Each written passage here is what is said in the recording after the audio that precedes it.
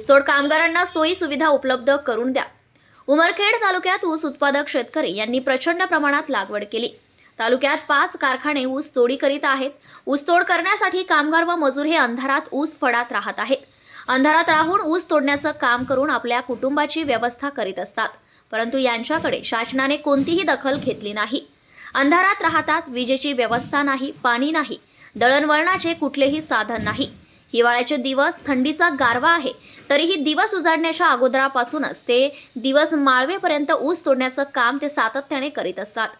काम करीत असताना साप, विंचू, जंगली प्राण्यांची दहशत असूनही ही कामगार कोणताही विचार न करता ऊस तोड करून कारखान्याला गाळपासाठी ऊस देत असतात।